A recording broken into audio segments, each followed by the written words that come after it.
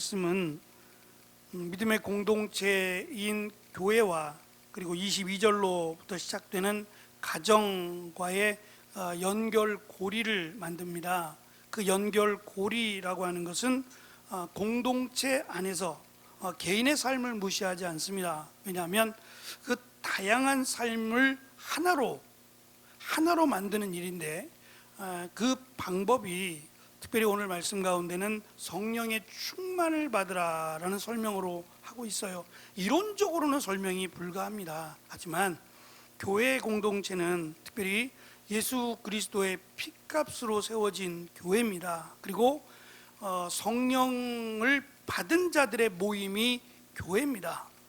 예수 그리스도를 믿는 자들의 모임이기도 하고, 예수 그리스도를 믿음으로 성령이 그 안에 임한 자들의 모임이 교회입니다. 그렇다면 성령 충만이란 우리 안에 계신 성령님이 다시 임하는 게 아니라 그 성령이 충만한 상태를 의미하는 걸 거예요. 갈라디아서나 고린도서에 보면 특별히 바울은 이 성령을 역사하심으로 이렇게 연결해서 설명들을 많이 해요. 왜냐하면 교회가 너무 많은 적들 가운데 있었어요. 우상 숭배라든지 또 이 종과 주인, 이런 사회적 구조 안에서 교회 공동체가 어찌 보면 특별했어요. 그러니까 상하 관계가 아니잖아요. 교회 공동체는 믿음의 형제 관계잖아요. 다 그리스도 안에서 한 자매, 한 형제이기 때문에 상하 관계가 아니거든요. 근데 세상은 그렇지 않아요.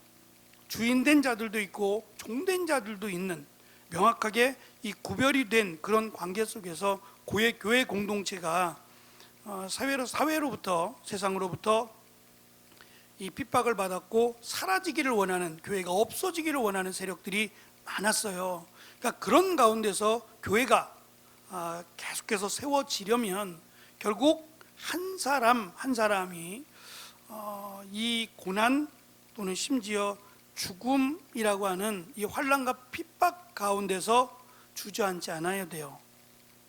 예수님께서 자신이 하나의 미랄이 되어서 썩으면 끝나야 되는데 썩고 많은 열매를 맺으셨어요.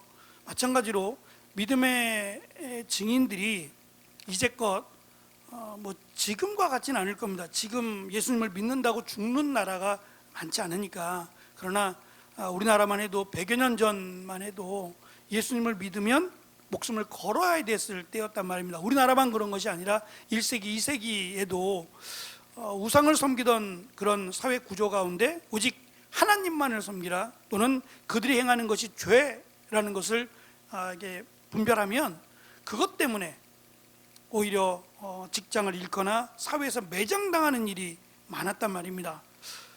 그러면 결국 세상과 타협하든지 아니면 세상을 역행해서 믿음을 지키든지 둘 중에 하나를 선택해야만 합니다.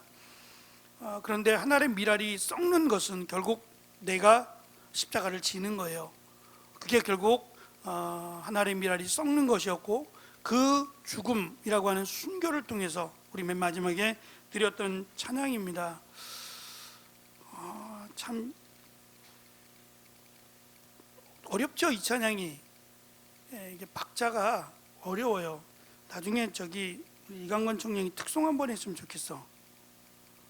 우리는 따라 부르고 있지만 따라 부르느라 정신이 없어서 이 느낌을 받기가 더 많이 불러봐야 될 것 같아요. 그죠? 이제 조금 입에 붙는데 이거를 그냥 따라 부르느라고 정신이 없어가지고 가사를 신경 못 쓰고 있는 것 같은 느낌을 받아요.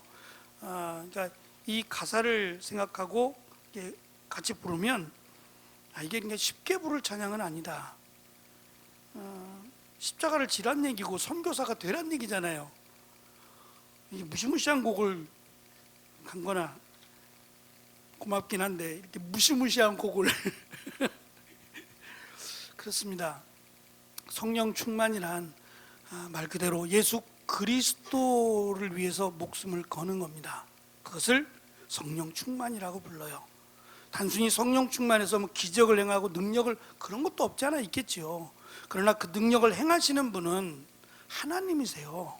성령님이시고, 그러면 성령님이 우리의 이름을 드러내기 위해서 능력을 행하시겠어요? 하나님의 이름이 드러나기 위해서 능력을 행하세요. 그러니까 죽은 자를 살리고 병든 자를 고치고 하는 일들이 그것이 목적이 아니잖아요. 우리를 부르신 목적이 귀신 들린 자를 쫓아다니면서 쫓아내고 병든 자를 만나서 찾고 만나서, 그게 목적이 아니잖아요. 영혼 아니에요? 그들이 예수 그리스도를 믿음으로 구원받게 하기 위해서 부르신 거 아니에요? 그렇다면 그 부르심 가운데 분명히 하나님의 역사하심이 있어요. 그리고 성령의 역사하심도 있고요. 지금도 물론이고. 그런데 그 역사하심 가운데는 결국 제자들이, 예수님께서 제자들 3년 동안 거의 매일같이 따라다니고 함께했던 제자들에게 하신 반복된 말씀이 뭐였냐면 어찌하여 깨닫지 못하느냐였어요. 뭘 깨닫지 못하는 걸까요?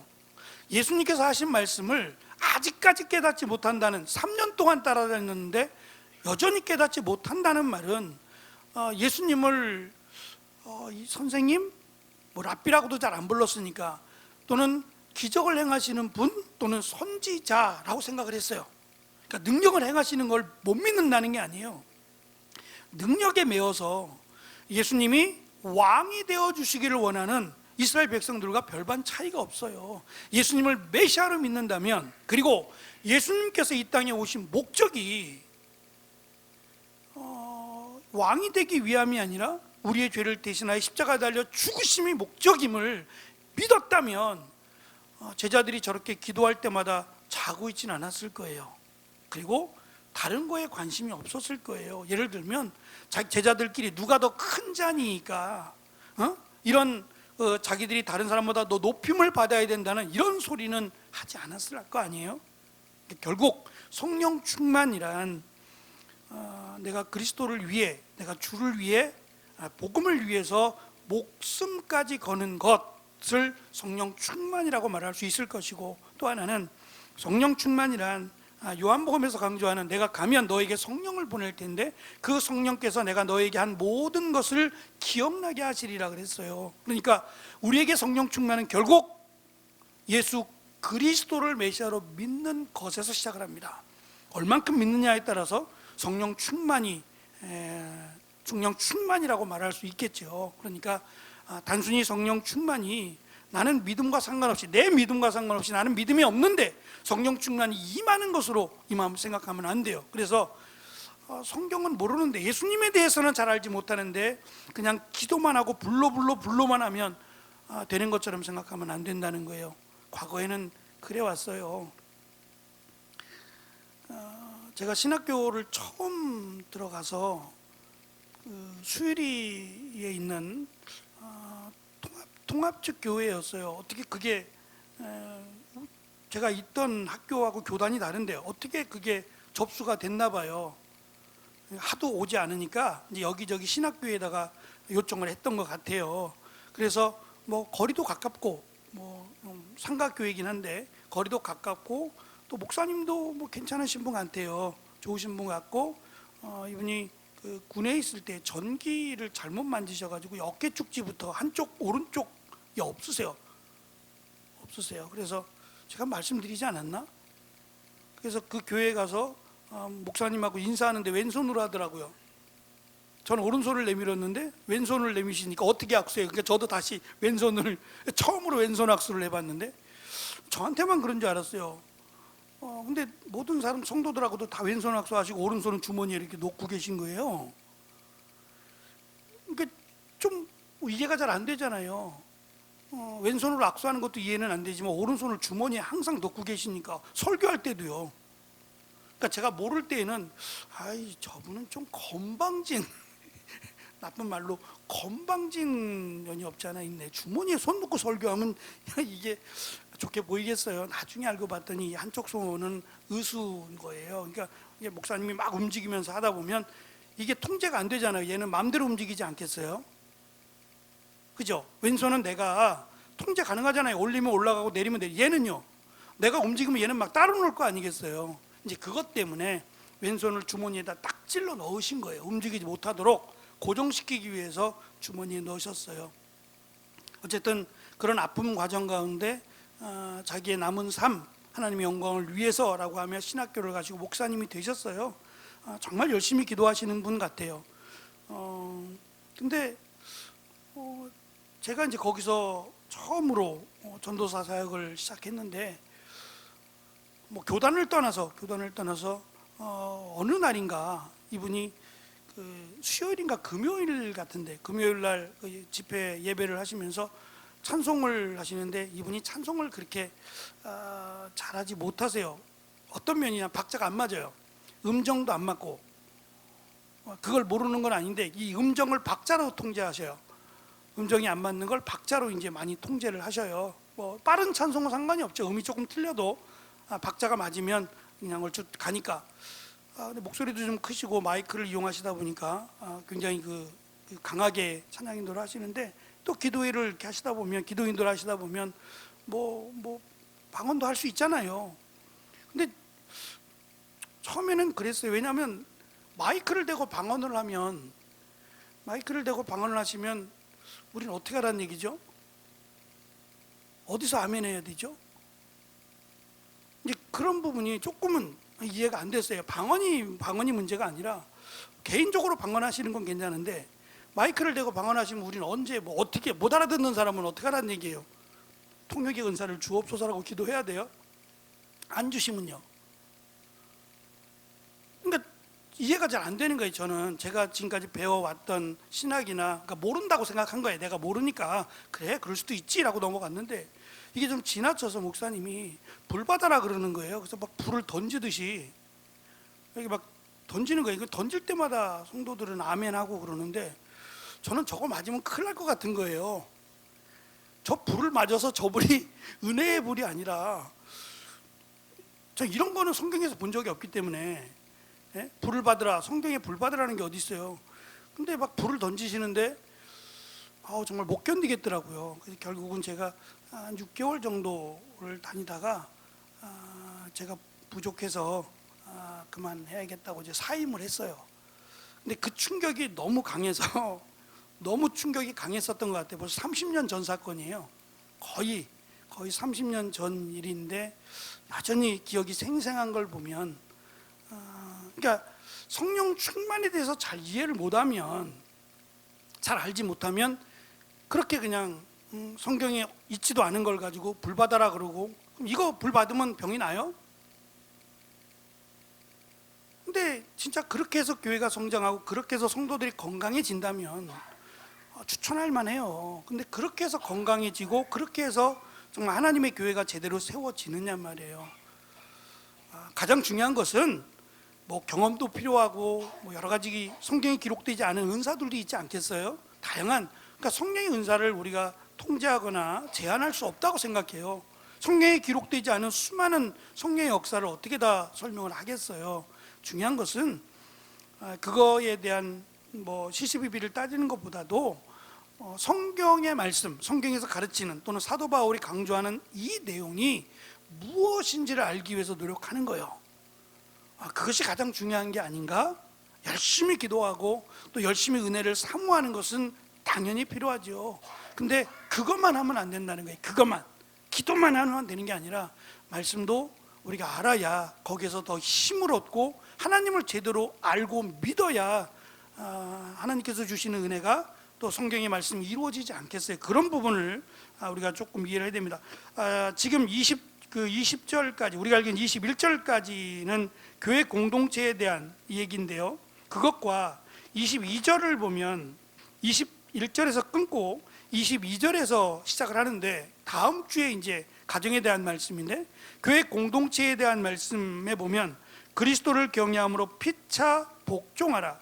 22절, 자기 남편에게 복종하기를 죽게 하듯 하라. 비슷하잖아요. 경외하라는 말만 없지 비슷하단 말이에요. 그러니까 죽게 하듯 서로 피차 교회 공동체 안에서 서로 복종하라는 거예요. 주인이냐 종이냐 주인이냐가 아니라 피차, 저 사람이 밖에서는, 사회에서는 종이라도 피차 그리스도 안에서 주를 경외함으로 복종하라는 거예요. 종의 입장에서는 기분 좋을지 모르겠어요. 종의 입장에서는, 주인된 입장에서는 상당히 불쾌할지 모르겠어요. 왜냐하면 고린도 교회처럼 교회 안에도 여전히 두 교회가 있었거든요. 잘 사는 사람들의 모임 교회, 못 사는 사람들의 모임 교회, 이런 식으로 교회 안에 두 개의 교회가 있었어요. 에베소는 안 그럴까요? 에베소 지역은, 에베소 교회는 은혜가 넘쳐서 그렇지 않았을까요? 사회에서의 모습이 교회 안에 들어오지 않을 수가 없어요. 그러면 서로 피차 복종하라는 말은 어려운 문제 가운데 하나일 겁니다. 이것 하나만 해도 지키기가, 순종하기가 참 버거운 말씀이 될 것 같아요. 그런데 이제 이것이 중요한 것은 지혜로운 삶과 또 지혜로운 믿음과 또 성령 충만과 연결을 시킨다는 거예요. 성령 충만을 원한다면, 또 지혜로운 삶을 원한다면 그리스도 안에서 그리스도를 경외함같이 피차 복종하라는 말씀이에요. 그래서 끝에 가서 성령 충만을 다루고 난 뒤에 끝에 가서 이 부분을 마지막으로 강조하게 된 겁니다. 그러니까 복종하는 것이 절대적으로 은혜다라고 하는 것을 강조합니다. 이 페이지 부분을 잠깐 말씀드릴게요. 15절부터 17절 바울은 에베소 교회 성도들에게 지혜롭게 살라고 말합니다. 그것이 뭐냐면, 첫째, 주의 뜻에 합당하게 살고 있는지를 살피라는 거예요. 매일매일 순간순간마다 내가 주의 뜻대로 살고 있는가를 점검해 보는 거예요. 점검해 보고 아니다 싶으면 돌아오는 거죠. 돌아와서 주의 뜻에 합당하게 사는지를 살피라는 거고, 두 번째는 세월을 아끼라는 말씀인데, 책에서는 시간을 선용해야 된다라는 식의 설명을 했어요. 그냥 무난한 설명입니다. 시간을 아끼라, 세월을 아끼라라는 말인데, 이 말은 앞에서 살피라는 말하고 연결이 돼요. 왜냐하면 동사가 없어서 살피라는 말이 같이 연결해서 동사로 사용해야 돼요. 그러면 여러분이 세월을 아끼면서 어떻게 살고 있는지 주의 깊게 살피십시오가 됩니다. 그러니까 세월을 아끼라는 말과 또 어떻게 살고 있는지, 이 두 가지가 같이 가야 되는 거예요. 아끼는 이유는 내가 어떻게 살아야 하는지와 관련이 있다는 거예요. 아끼기만 하면 되는 게 아니에요. 그 아끼는 목적이 앞에서 있는 것처럼 주에 합당하게 살기 위해서 아끼는 겁니다. 시간은 누구에게나 공평해요. 이 공평한 시간 속에서 얼마나 더 주의 뜻에 합당한 삶을 사는지, 더 합당한 삶을 사는 사람이 성령 충만한 사람으로 연결시키고 싶은 겁니다. 이 아끼라라고 하는 말이 사실은 상업적인 물건을 사고 팔 때 쓰였던 단어예요. 아끼라는 말이 사라는 말이에요. 왜 이 말을 바울이 사용했을까? 시간은 내 것이 아니라 하나님 거예요. 우리의 인생, 하나님께서 허락하신 시간 아니에요? 그것이 누구에게나 똑같지 않아요. 똑같지 않습니다. 그러니까 내가 정말 이 땅에서 원 없이 사는 것, 또는 그렇지 못하고 빨리 세상을 떠나가는 것, 하나님의 타임캡슐 안에 있는 시간이에요. 물론 예외가 있어요. 내가 스스로 포기하는 경우, 내가 스스로 나에게 주어진 시간을 포기하는 경우, 이것은 하나님의 뜻이 아니에요. 하나님은 우리의 시간을 포기하기를 원하지 않으세요. 그러니까 내 스스로 시간을 정리하는 것을 하나님이 원하지 않으신다라는 것을 일단은 기억해야 됩니다. 어쨌든 우리에게 주어진 하나님의 시간을 돈으로 사라는 거예요. 마치 밑에 있는 것처럼 숨겨진 보화나 진주를 사듯이 시간을 사라는 거예요. 그러면 시간이 더 가치가 있겠죠. 내가 돈을 주고, 비싼 돈을 주고 시간을 샀어요. 그러면 비싼 만큼의 가치가 있지 않겠어요? 내 마음대로 흐지부지 버리지 않고 조금 더 아끼면서 정말 꼭 필요한 시간으로 사용하지 않겠느냐는 거예요. 그래서 세월을 아끼라는 얘기는 내 시간이 아니라는 생각으로, 내 마음대로 써도 되는 시간이 아니라는 생각으로 나에게 주신 시간을 주의 뜻에 합당하게 잘 요리하라는 말씀입니다. 세 번째는 주의 뜻을 이해해야 된다는 거예요. 그 전제가 어리석은 자는 이해하지 못한다는 거예요. 그러니까 주의 뜻을 이해하는 자는 지혜로운 자라는 뜻이에요. 주의 뜻이란 예수님의 뜻이죠. 예수님의 뜻이란 과연 예수님이 나에게 원하시는 게 뭘까요? 저는 직업을 말하자는 게 아니에요. 이제 직업도 물론 포함이 되는 겁니다만 나에게 원하시는 삶이 무엇일까? 보편적으로 일반적으로 보면 내가 무엇을 하든지 어떠한 직업을 어떠한 일을 하든지 간에 그것이 하나님께 영광이 되는 겁니다. 하나님을 기쁘시게 하는 것이고 하나님께 영광이 되는 것, 그러면 그는 주의 뜻을 이해하는 사람이고 지혜로운 사람이 되는 거예요. 그렇지 않으면 어리석은 사람이라고 설명을 합니다. 그 예가 주의 뜻이 무엇인지 분별하라, 그렇지 않으면 어리석은 사람이 된다라고 말하며 한 가지 충격적인 도전적인 예를 설명합니다. 18절부터 21절인데 성령 충만하고 술 취함하고 두 개를 연결해 놨어요. 유명한 말씀이죠. 18절에 보면 술 취하지 말라, 이는 방탕한 것이니 오직 성령의 충만을 받으라. 그러면 술 취하면 성령 충만을 못 받는다는 얘기잖아요. 그랬더니 이제 요거 가지고 질문을 했어요. 목사님, 술 취한다는 게 어느 정도입니까? 자신은 소주를 한 5병 먹어도 안 취한다는 거예요. 그러면 5병까지는 허락이 되는 겁니까? 내가 취하지 않을 정도까지만 먹으면 괜찮은 겁니까? 이 말이죠. 그 말 안에는 먹어도 괜찮죠? 이 말이죠. 취하지만 않으면 된다는 기준이 뭐예요? 사실 영어는 그냥 not drink예요. 마시지 말라예요. 취하지 말라고 번역을 했지만 not drink예요. 그러니까 마시지 말라예요. 왜 그랬을까요? 술 마시면 지옥 가요? 예전에 목사님들 그랬어요. 술 마시면 지옥 간다고. 아마 한국 교회는 그냥 기본적으로 술 마시지 말라고 얘기할 거예요. 왜냐하면 우리는 술 문화가 안 좋아요. 먹고 죽자잖아요. 마시고 죽자. 아니, 술을 죽으라고 마셔요? 저는 그것이 잘못이에요. 그냥 분위기를 좋게 하기 위해서 그냥 진짜 말 그대로 한 잔씩, 딱 한 잔씩만, 옛날 같으면 반주라 그러죠. 반주. 약으로도 썼으니까 술을 반주라고 해서 딱 반 잔씩, 한 잔씩 이렇게 먹는 문화가 아닌 거예요. 못 먹을 때까지, 쓰러질 때까지 먹는 문화예요. 그러니까 참 고된 민족이죠. 여러 가지 다른 나라에 비해서 어려움도 많았고, 또 이런 지위에 관해서, 직업에 관해서 이런 어려움도 참 많았던, 그리고 가난했던 민족이기 때문에 그 가난함을 잊기 위해서, 고난과 고통을 잊기 위한 방법으로 술을 마셨어요.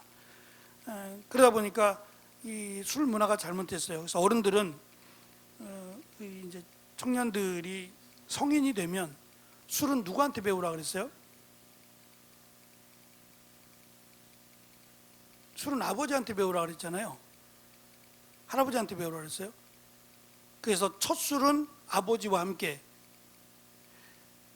그러니까 그런 이유가 술을 잘못 배우면 술이 사람을 먹기 때문에 그런다는 이야기일 거예요. 그러니까 우리의 문화는 우리나라가 아마 세계에서 제일일 거예요. 술 소비량이 아마 세계 1위일 겁니다. 정말 좋아하는 것 같아요. 술을 이렇게 많이 마시는 나라도 적지 않을 것 같아요. 그러니까 안전해서 그럴 수도 있어요. 치안이 나쁘면 술 먹으면 큰일 납니다. 생명이 위험해져요. 근데 우리나라는 비교적 안전한 나라이기 때문에 먹고 쓰러져도 신고해 주잖아요. 저 사람 저기 쓰러져 있다고 해서 병원도 데려다 주고 이러니까 아마 마음 놓고 술을 드시는지 모르겠지만, 이 부분, 술 취하지 말라, 그리고 성령 충만하고 이 술 취함, 성령 충만을 비교한 이유가 있어요. 이 부분은 우리가 당시의 배경을 좀 이해를 해야 됩니다. 일단 결론부터 말씀드리면, 만약에 의사가 당신은 건강을 위해서 술을 반 잔씩은 마시십시오, 만약에 이야기하면 마셔도 돼요. 만약에 그 방법밖에 없어서 약도 없고 그래서 당신은 하루에 식사하면서 꼭 술을 반 잔씩 드십시오 라고 말하면 드셔도 돼요. 근데 요즘은 술을 약으로, 물론 약으로 먹는 사람도 있겠지만 약이 있는데 굳이 술을 먹으라고 하진 않을 거 아니에요. 이제 그런 의미에서 그건 핑계에 지나지 않고 당시의 술이라고 하는 것, 제가 중간에 4페이지 중간에 그림 하나하고 약간의 설명을 넣어놨어요. 이 디오니소스라고 하는 것이 그리스 신화에서 술의 신이에요. 포도주의 신, 술의 신이에요. 그냥 사람이 형상을 닮았는데 이 머리에는 포도 넝쿨 같은 게 이렇게 있고 뭐 특별하지 않아요. 근데 그 술의 신이 그들이 말하는 신과 인간, 여자 사이에서 태어난 반은 신이고 반은 인간이 되겠죠. 그런 존재예요. 근데 이 술의 신이 술을 좋아하니까 이런 것도 만들어낸 거예요. 보통 우리가 술을 많이 먹으면 사람에 따라 다르긴 한데 흔히 필름이 끊겼다는 말을 해요. 그 말은 내가 그 뒤에 일을 기억 못한다는 거예요. 지금 제가 무슨 말하고 있는지 아무도 모르는 것처럼 들으시는데 이때요. 그런 게 술을 먹으면 지나치면 그 다음부터는 생각이 안 나는 거예요. 내가 여기 어떻게 왔지 집에? 아무런 생각이 안 나는 거예요. 그걸 우리가 전문적인 용어로 필름이 끊겼다 그래요. 근데 이 술이 나를 먹은 거죠. 내가 먹고 그 뒤에 일어난 일, 단 전혀 생각이 안 나 라고 했던 그 일에 대해서는 이들이 그렇게 생각을 했어요. 술의 신이라고 하는 이 디오니소스하고의 술의 신이니까 내가 술을 먹으면 신과의 교제가 이루어지는 거예요. 술의 신과. 그런데 필름이 끊어지면 그 다음부터는 신이 나를 통제하는 거예요. 그러니까 개차반 같은 일이 나와도 그건 누가 한 거예요? 신이 한 거예요. 신이. 내가 한 게 아니라 난 모르니까, 난 기억도 안 나. 이제 그때부터는 신이 한 거예요. 신이. 접신이라 그러죠. 접신. 신이 내 안에 들어와서 그 술에 신이 한 거예요. 그러니까 그 행동에 대해서는 뭐라 하면 안 돼요. 뭐라 하면 안 돼요. 길거리 다니면서 큰 소리를 치고 그래도 저건 신이 하는 거다라고 생각을 해야 돼요. 그들은 그렇게 생각한 거예요. 여기도 있습니다만 이 디오니소스는 그리스의 신이고 로마로 넘어가면서 이 로마에서는 이 술의 신이 바쿠스로 바뀌어요. 바쿠스로. 근데 이 바쿠스가 우리가 지금 흔하게 볼 수 있는 바카스예요. 좀 말이 안 되죠. 바쿠스가 원래 술의 신이에요. 그리스의 술의 신이 로마로 넘어오면서 바쿠스가 되는데 그것이 지금의 바카스가 돼요. 근데 왜 이렇게 됐느냐? 왜 이렇게 됐느냐면 이 바쿠스의 신이, 술의 신이 이제 바쿠스의 신이 됐는데 이 바쿠스의 신을 기념하기 위해서, 워낙 술들을 좋아하니까 기념하기 위해서 바카날리아라고 하는 연례 행사를 만들었어요. 로마에서 만들어서 한 달에 5번 모임을 갖는데 여기에는 남녀노소의 금지 조항이 없어요. 그러니까 애들도 가도 돼요. 애들도. 다시 말하면 애들이 와서 술 먹어도 된다고요. 어른들이 와도 되고 할아버지가 와도 되고 누구나 제한이 없어요. 아무런 제한이 없고 와서 술을 먹는데, 말씀드린 것처럼 술을 지나치게 먹고 나면 그 다음부터 행하는 일들, 특히 당시 뭐 그리스도 마찬가지고 로마도 옷이라고 하는 것이 지금처럼 몇 겹을 입는 게 아니에요. 몇 겹을 입는 게 아니라 이 직사각형으로 된 옷, 한번 말씀을 드렸죠. 직사각형으로 된 옷을 이렇게 접으면 반으로 접는 거예요. 반으로 접어서 여기를 이렇게 고정시키면 옷이 되는 거예요. 그러니까 술을 먹으면 더워요, 안 더워요? 죄송합니다. 모르시는데 제가 자꾸 물어보는 것 같아서. 술을 먹으면 더워요. 열이 발생하기 때문에 더워요. 그러면 가뜩이나 옷이 막 이렇게 복잡한 옷이 아니잖아요. 굉장히 단순한 옷인데 어떻게 되겠어요, 옷이? 그냥 쫙 잡아 뜯어버리면 아무것도 안 입은 게 돼요. 남녀노소가 다 술을 먹으면서 어우 시원하다 그럴 사람은 없거든요. 열을 다 발생하기 때문에 애들이 됐던 어린이 됐던 뭐 할아버지가 누가 다 그 술을 그렇게 먹게 되면 옷을 입은 사람이 없을 정도예요. 그거로 끝나느냐? 이 바카날리아라고 하는 바쿠스의 연례 행사가 제사와 점술과 축제가 결합되어서 광란의 잔치가 이루어져요. 근데 이 광란의 잔치가 바쿠스라는 신 자체가 주는 건데 성적인 교합이 있어요. 아무나 거기에 참여한 사람 아무나. 그러니까 처음에는 좋은 의도로 술을 좋아하는 사람들의 모임으로 시작했는데 이것이 지나면서 광적으로 아주 성적으로 문란한 일들이 발생하니까 로마 원로원에서조차 이것을 금지시켰어요. 그리고 이것을 추종하는 사람들을 잡아서 감옥에다 가두기 시작했어요. 그만큼 문제를 일으켰어요. 그러니까 술 취함이라고 말하면 우리는 취한다고만 생각하지만 이들은 술 취함이라고 하면 이거 로마에서만 있었던 일이 아니라 로마가 세계의 중심이었기 때문에 이 문화가 지금 각 도시로 다 간다고요. 에베소나 고린도나 갈라디아나 이쪽으로 다 퍼진다고요. 그 문화가 유행하는 문화가 로마로부터 시작을 해서 다 세계로 퍼지게 되는 거라고요. 그러니까 에베소 교회에도 이런 문화가 안 왔겠냐 말이에요. 술 취함, 그러면 술 먹고 취함을 말하는 게 아니라 이 바쿠스의 연례 행사, 바카날리아의 그 행사들을 아주 문란하고 성적으로 아주 더러운 일들을 연상시킨단 말이에요. 이것과 성령 충만은 극과 극이에요. 아주 상반된 일이에요. 그러니까 술만 안 취하면 성령 충만하느냐 그런 얘기를 하자는 게 아니에요. 당시에 있어서 이것이 보편화되어 있던 아주 대표적인 것이 술이에요. 술 문화, 특별히 아까 말씀드린 이 바쿠스와 관련된 이 술의 문화, 이것을 끊기가 쉽지 않은 거예요. 왜냐하면 이것이 보편화된 문화였기 때문에 저도 예수님 믿으면서 친구들 이렇게 모임에 가면 친구들이 불편해해요.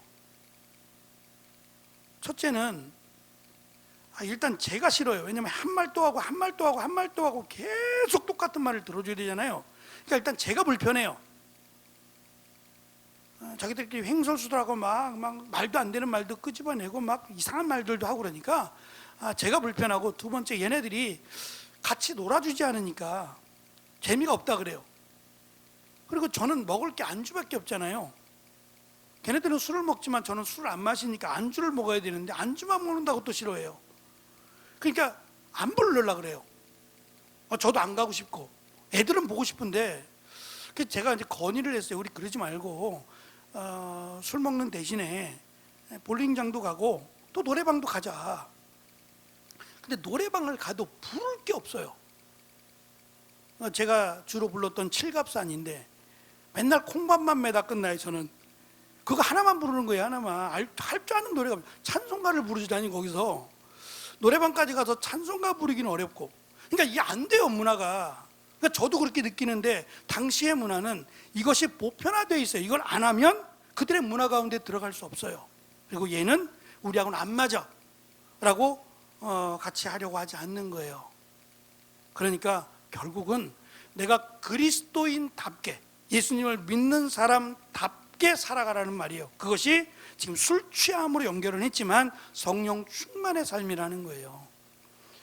요즘 TV를 볼 때마다 좀 무섭다는 생각을 많이 해요. 마약이요. 이게 호기심으로 시작을 한대요. 정말 그럴까? 워낙 많이들 하고 특별히 연예인들이 하잖아요.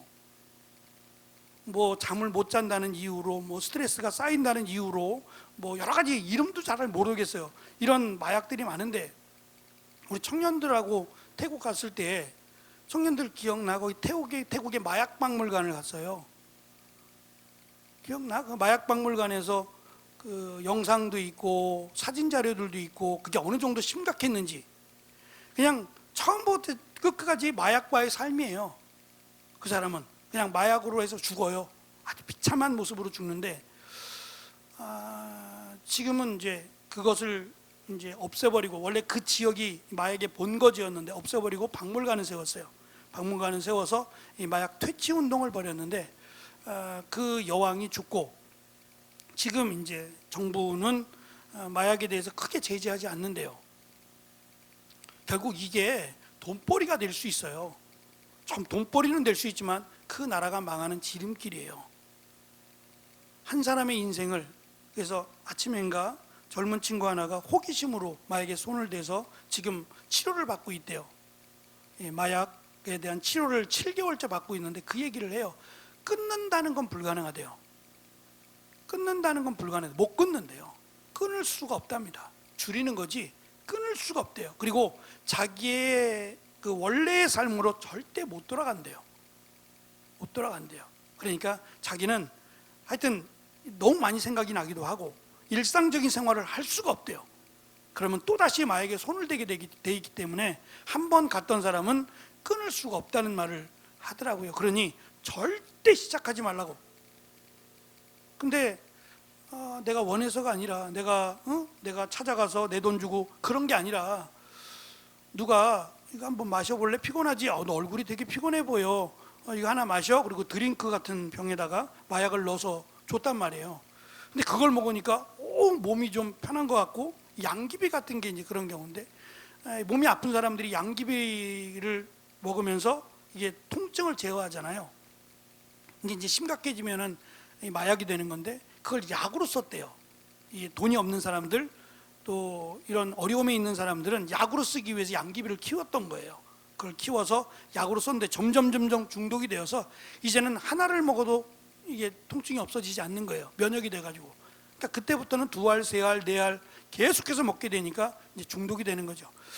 어쨌든 무섭다는 생각을 했어요. 심각하다라는 생각을 했어요.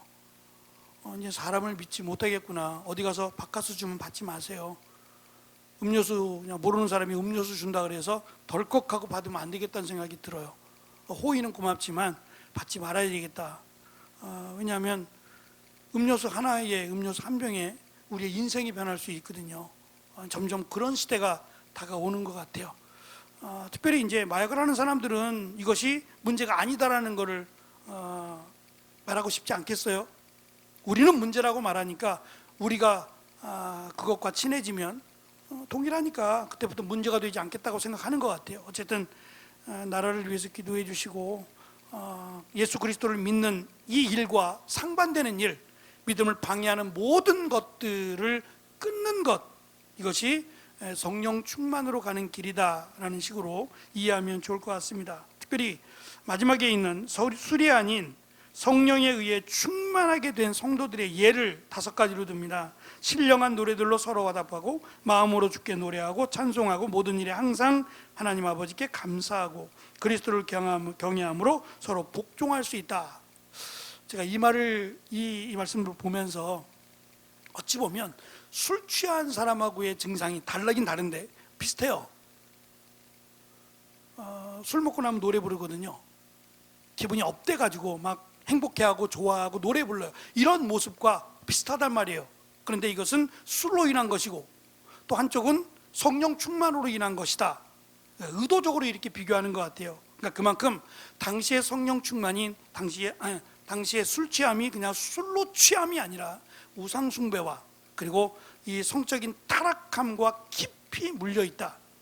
그런데 이것을 끊으면 내가 사회로부터 외면당하게 된다라는 점에서 그 각오로 내가 외면당해도 사회로부터 추방당해도 내가 믿겠다라고 하는 믿음을 강조하기 위함이다. 그래서 성령 충만이 지혜로운 믿음의 성도들의 모습임을 바울은 강조합니다. 말씀드린 것처럼 성령 충만은 그리스도를 위해 살아가는 삶이라고 말할 수 있어요. 이 믿음에서 물러나지 않도록 우리의 믿음을 더욱 말씀 가운데 또 성령의 은혜 가운데 채워나가는 또 한 주간의 삶이 되어지시기를 축원합니다. 기도하겠습니다.